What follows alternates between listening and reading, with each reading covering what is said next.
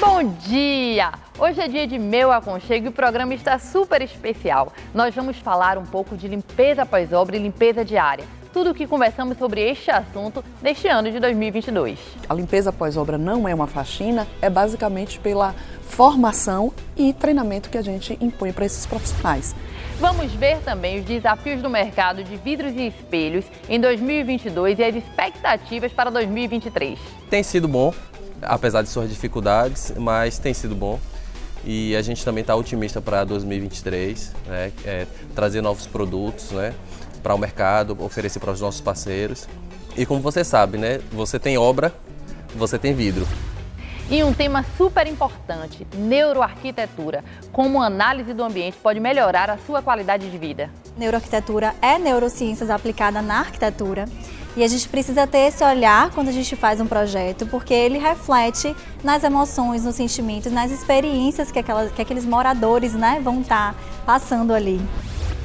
E no Projetando Sua Casa de hoje, vamos conhecer um pouco sobre a arquitetura e história do Museu do Recôncavo. A nossa ideia é exatamente pensar a arquitetura histórica não como esse olhar para trás, né? A arquitetura ela tem que ser pensada na arquitetura histórica pensando como essa referência para nós, o que nós queremos de nós como cidadãos para o futuro. Roda a vinheta, diretor.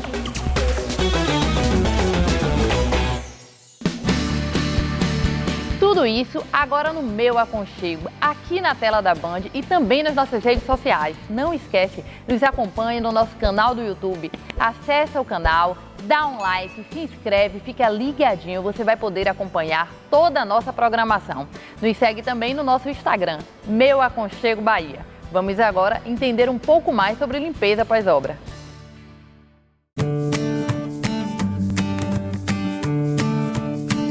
E nesse nosso quadro especial aqui de limpeza pós-obra, estamos aqui em um bate-papo, né, Rose? Fazendo uma retrospectiva para poder refrescar a mente de vocês com relação a esse assunto que é super importante. 2022, muitas coisas nós falamos aqui, Rose, e vale a pena pontuar especificamente alguns tópicos. Perfeito, Bruna. Eu acho que um dos pontos que mais gera perguntas, indagações dos nossos clientes e até telespectadores que curtem e assistem o programa é a questão da diferença, né? Sempre pergunta, mas por que vocês sempre enfatizam que limpeza pós-obra não é uma faxina? E eu acho que esse é o momento ideal para a gente esclarecer sobre isso.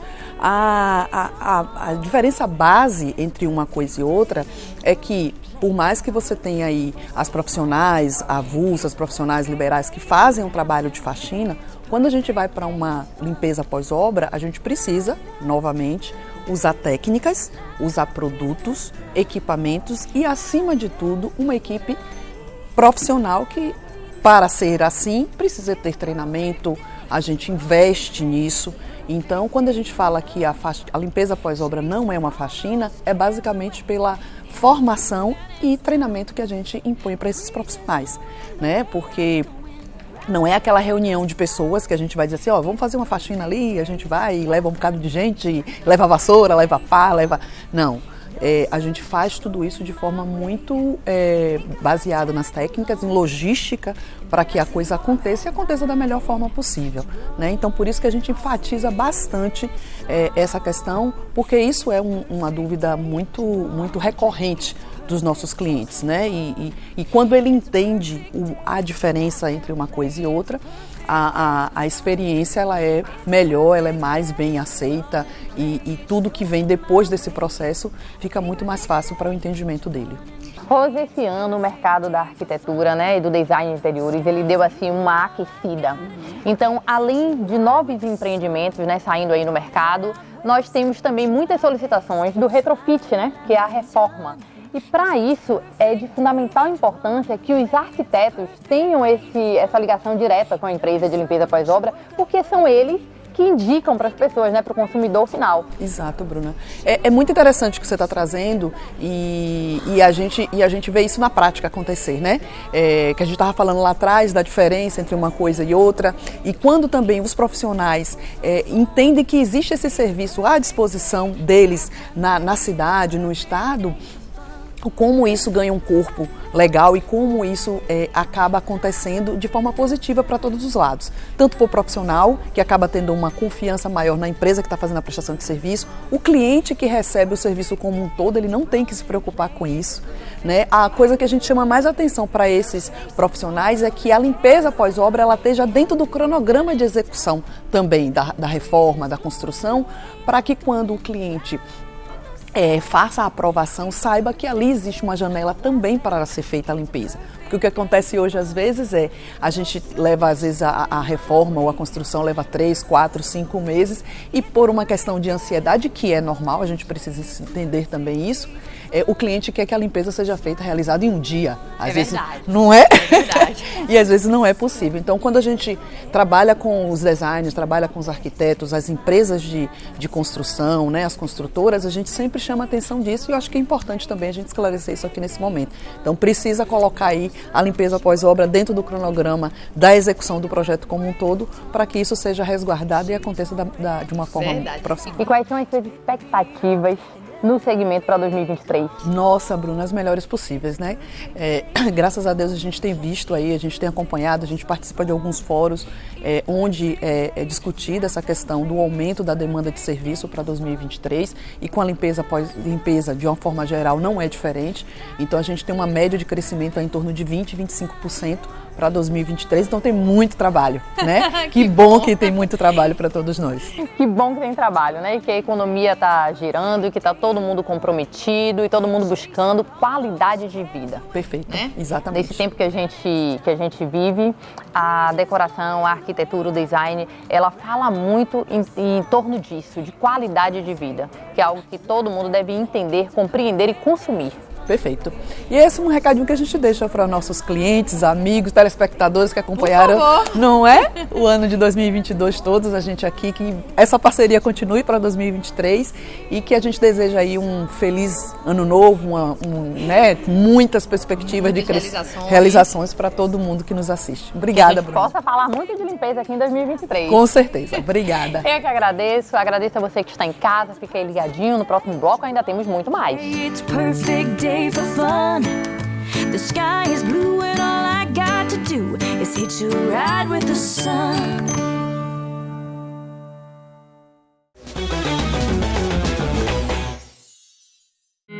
A Dona Resolve é especialista em limpeza e facilidades para seu lar e empresas. Levamos segurança e qualidade por meio das nossas soluções em limpezas, contando com produtos e equipamentos de última geração. Conheça todas as nossas soluções pelo site donaresolve.com.br ou pelas nossas redes sociais. Dona Resolve, cuidar é o que nos move. Meu Aconchego. Oferecimento Empório Magma. Alcance sua personalidade num piscar de olhos. Têxtil Tecidos. Vem colorir a vida. Simples assim. Já há mais de 35 anos construindo sonhos. Fonseca Shopping. Você sempre à frente.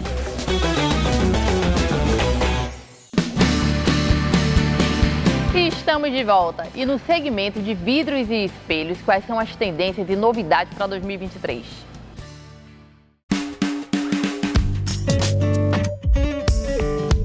Meu amigo, é um prazer te ter aqui no Meu Aconchego hoje novamente. Você que é empresário do segmento de vidros, né, espelhos, expert no assunto.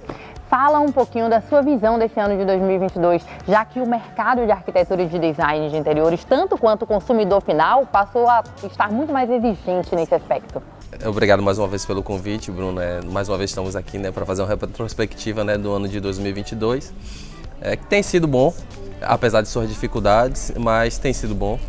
E a gente também está otimista para 2023, né, trazer novos produtos, né, para o mercado, oferecer para os nossos parceiros. E como você sabe, né, você tem obra, você tem vidro. Então, o vidro, como a gente já havia conversado em algumas entrevistas passadas, ele está em todas as partes, né? No mobiliário, a fachada, a cobertura, tudo hoje envolve vidro, né? E o vidro é um produto bastante versátil, que você pode aplicar ele tanto na decoração, né, e quanto no aspecto arquitetônico. E hoje ainda mais amplo, né? Porque na arquitetura o vidro ele está ganhando um destaque ainda maior, justamente pela integração dos ambientes e essa necessidade de conexão direta com a área externa, né? Com a natureza. Isso, exatamente, né? O vidro é um produto que ele traz segurança. Além da segurança dele ser uma barreira natural, né, ele traz aquele aspecto por causa da transparência, a integração com ambientes, tanto ambientes internos que você pode entregar, como ambientes externos, né? Então hoje você tem usado muito os vidros para a fachada, né, da casa, né, as fachadas maiores, né, com o pé direito duplo, para que você venha integrar o ambiente interno com a natureza, por exemplo. E a aplicação também a preocupação do mercado hoje não é só na questão de você aplicar o vidro na arquitetura, mas o aspecto também socioambiental, né? No caso, é um produto altamente reciclável, então você tem utilizado muito hoje vidro de proteção solar, também que você pode dar um conforto termoacústico para o ambiente também, reduzido o consumo de energia também, né, que dá preocupação hoje com o meio ambiente, né?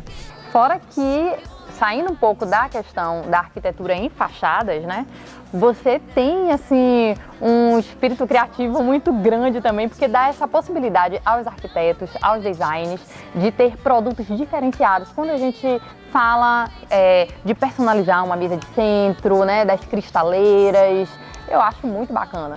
Inclusive, a gente está com um projeto para 2023, a gente está lançando uma linha de mobiliários da Home Vidros, que tem alguns arquitetos que vão entrar com a gente, que já estão desenhando algumas peças, para o cliente ver quão versátil é o vidro e a forma que você pode utilizar ele na arquitetura de interiores também. Sabe algo legal que a empresa traz? É a automação incluída aos espelhos, por exemplo. Isso, a gente, por exemplo, nós mesmos fabricamos nossos vidros hoje iluminados, chamamos de espelho camarim, né, e a gente aplica o botão touch, né, para você trazer o botão sensível ao toque, né, e aí você tem diversas cores de LED para trazer a cor real, né, da maquiagem. Então a gente está disponível lá na nossa empresa.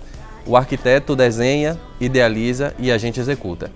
Joilson, eu acho importante a gente frisar, né? Porque estamos aqui todos os meses tendo um quadro específico falando sobre vidros e espelhos, é a qualidade do produto no mercado. Não são todas as empresas que conseguem oferecer um produto de qualidade. E passamos 2022, temos agora 2023 pela frente com grandes desafios, não é? Isso, a maior dificuldade hoje que a gente tem, Bruna, é o mercado em si, né? Porque você tem N empresas trabalhando com o vidro. Você pega na internet, você tem N empresas oferecendo serviço de vidraçaria, tá? Só que a Home Vidros, ela se propõe a manter uma qualidade, por exemplo, a gente mantém uma estrutura. Muitos se perguntam, por que a Home Vidros às vezes tem um preço maior do que o concorrente tal? É porque a gente investe em maquinário, a gente investe em um local próprio, a gente investe numa equipe qualificada para atender da melhor forma possível os nossos clientes e os nossos parceiros. Ou seja, é um diferencial no mercado, né? Trazendo um excelente pós-venda, qualidade nos produtos, um relacionamento direto com os profissionais, o que é de fundamental importância. E claro, fica aí ligadinho que estamos aqui todos os meses falando de vidros, de espelhos, trazendo o que é melhor no mercado para você que está em casa. Total conhecimento. Fica aí ligadinho que no próximo bloco temos muito mais.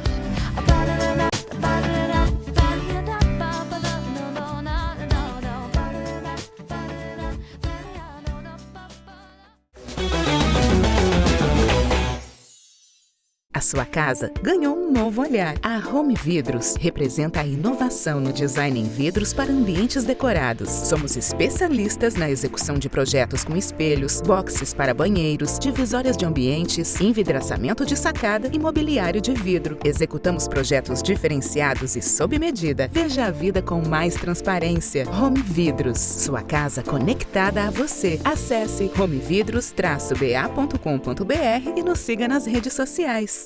Meu Aconchego. Oferecimento MSC Construções. Sua melhor escolha para construir ou reformar. Romanza Portinox, criando espaços únicos, ambientes memoráveis.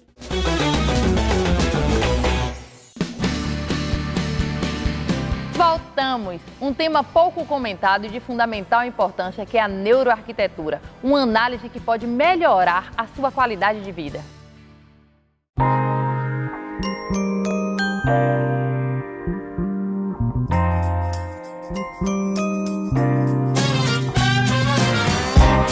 É inevitável, nesse momento, pós-pandemia, nós não falarmos da ressignificação dos lares, da casa, do olhar diferente que as pessoas passaram a ter para dentro de casa, né?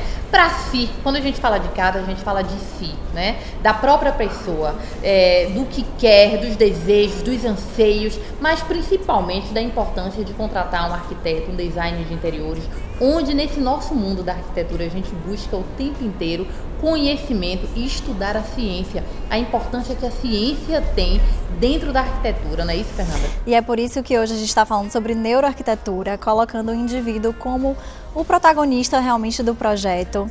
E esse período de pós-pandemia, a gente conseguiu olhar muito mais para as nossas casas, né? E perceber como que ela influencia no nosso humor, nas nossas relações com a nossa família. Então, por isso que a gente precisa, sim, ter um profissional atento a esses embasamentos científicos, porque neuroarquitetura é neurociências aplicada na arquitetura. E a gente precisa ter esse olhar quando a gente faz um projeto, porque ele reflete nas emoções, nos sentimentos, nas experiências que aqueles moradores, né, vão estar passando ali. A neuroarquitetura é um assunto amplo, né? Tem vários exemplos que podem ser aplicados de acordo com a iluminação, com as cores, com as texturas, mas você estava me falando a respeito da iluminação, o quanto é importante. Sim, a gente trabalhar uma neuroiluminação faz toda a diferença no projeto. A gente precisa respeitar o nosso ciclo circadiano, ou seja, a nossa produção de hormônios, né, durante o dia. E falando em ambientes residenciais, quando a gente chega no período da noite, a gente precisa desacelerar, a gente precisa acalmar e a gente precisa ter uma iluminação correta que permita com que a gente entre numa produção de melatonina no momento certo. Então, tudo isso faz total diferença para a nossa saúde, na nossa rotina. A gente precisa fazer uma boa iluminação artificial para conseguir deixar os nossos hormônios, a nossa produção natural de hormônios funcionando corretamente. Olha como é importante a neuroarquitetura, né? Sim. Ela mexe com as emoções, ela fala dos sentimentos, aí você trouxe aí agora a questão dos hormônios, né? É todo um estudo baseado no comportamento humano e o comportamento na casa, né? Da casa. Isso. E aí, quando a gente fala em neuroarquitetura, a gente precisa entender um pouco os princípios básicos que a gente utiliza no projeto. Então, por exemplo, fazer uso de muitos elementos naturais, de texturas mais naturais, inserir a vegetação nas nossas casas, colocar ali ela como um ponto principal também, porque essa conexão que a gente tem com a natureza, ela faz total diferença na nossa rotina e na nossa promoção de saúde. Além disso, a gente pode trabalhar também, por exemplo, com o elemento água. Então, às vezes na sua forma natural, mas nem sempre isso é possível, então a gente pode trabalhar, por exemplo, com quadros, com a imagem da natureza, com a imagem do oceano. Isso tudo vai permitir gerar uma sensação de calmaria e, consequentemente, reduzir o estresse e fazer com que a gente tenha mais bem-estar no nosso dia a dia. Ou seja, é uma experiência, né? Com certeza. A arquitetura é um resgate, né? Um resgate de todos os elementos que podem trazer essas sensações, né? Sim, são essas experiências que criam as nossas memórias, né? E aí a gente passa a amar ou não aquele ambiente, porque ele vai dizer pra gente como a gente se sente. Então, quando a gente entra no espaço, a gente pode estar mais tranquilo ou a gente pode ter uma sensação de medo, né? Ficar mais retraído, querer sair dali, porque o espaço ele comunica. Então, a gente precisa entender, sim, a arquitetura como um dos pilares para a nossa saúde. Eu sempre falo isso, a atividade física, a nutrição e a arquitetura funcionam como os pilares para a gente ter uma rotina saudável, uma vida realmente com saúde mesmo. E, assim, interfere demais também nas nossas relações interpessoais, então, assim, na nossa relação com a nossa família, né? Como que a gente se comunica, se a gente tá bem, se não tá, enfim. É verdade. Inclusive, quando a gente fala, a palavra que eu estava tentando lembrar no início Sim. aqui, era memórias afetivas. Sim. Né? Tem uma relação muito grande com a neuroarquitetura. Com certeza. Esse resgate das memórias, quando a gente está num espaço recheado de memórias afetivas, que não necessariamente sejam porta-retratos, né? Assim, ele pode estar em diversas outras circunstâncias. Isso faz com que a gente se conecte muito mais com o espaço e crie uma identidade a partir dele. Então, quando a gente entra num lugar, que principalmente é a nossa casa, e a gente se conecta com aquele ambiente, faz muita diferença no nosso dia a dia. E o profissional, ele está ali com todo o conhecimento técnico, todo embasado em neurociências, para conseguir transformar aquele espaço em um espaço muito além de beleza, muito além de estética, né? Um espaço que promove saúde. A gente precisa ter promoção de saúde, principalmente nas nossas casas e nos nossos ambientes de trabalho.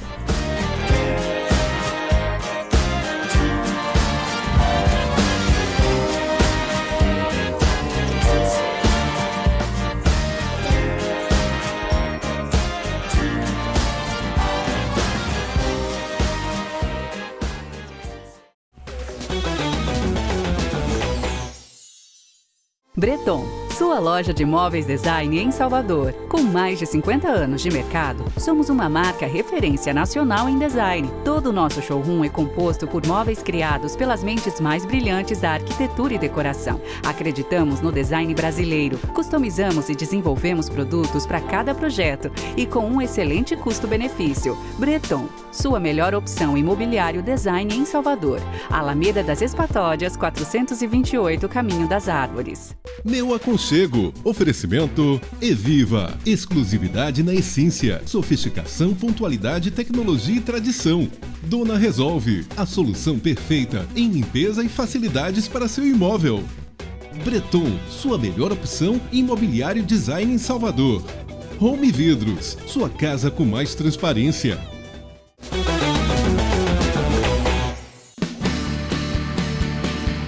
Estamos de volta! Vocês que estão aqui ligadinho no Meu Aconchego, acesse o nosso canal do YouTube, se inscreve, dá um like, fica ligadinho, vai poder conferir toda a nossa programação e várias dicas sobre arquitetura e design de interiores. Agora nós vamos em um bate-papo com o diretor-geral do IPAC, João Carlos de Oliveira, entender um pouco mais sobre a arquitetura e a história do Museu do Recôncavo.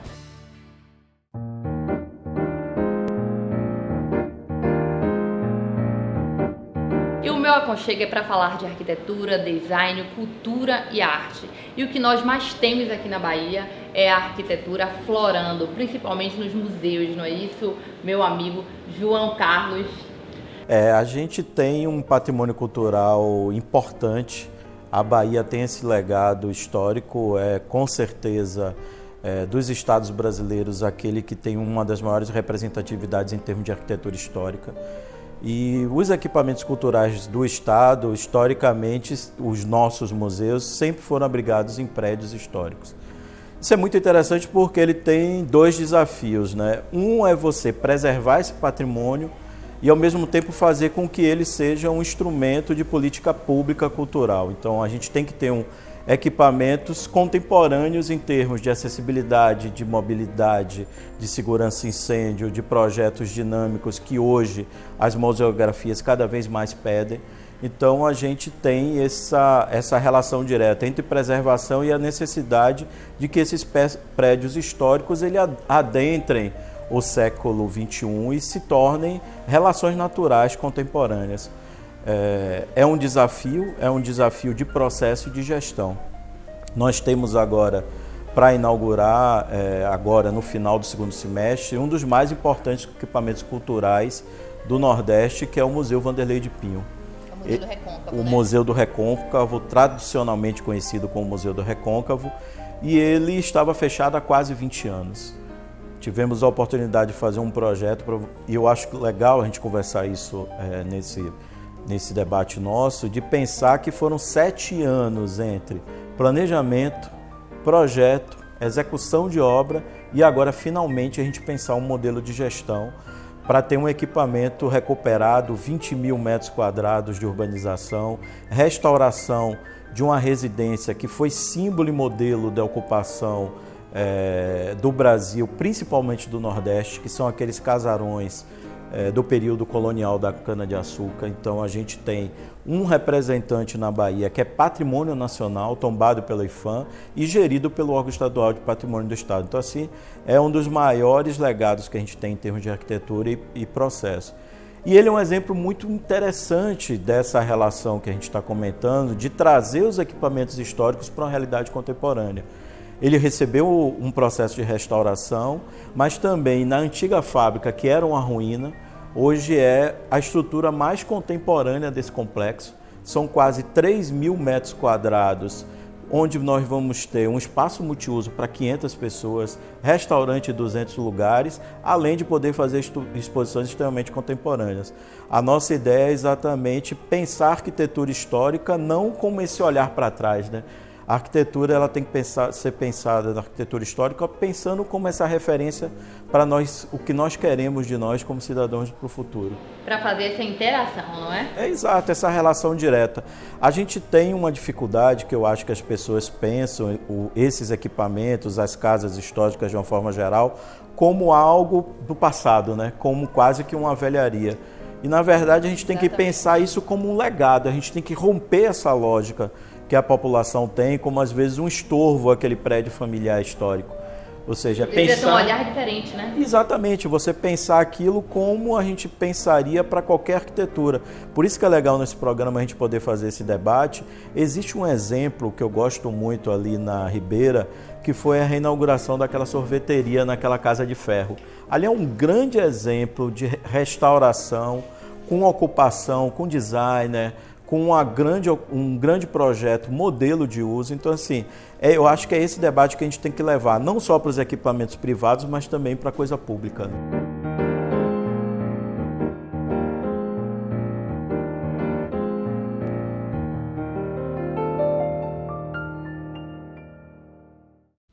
Gostaram do programa de hoje? Meu Aconchego fica por aqui. Mas, claro, não esquece, nos acompanha nas redes sociais.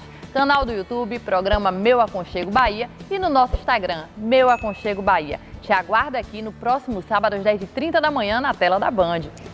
Beijo grande, excelente final de semana.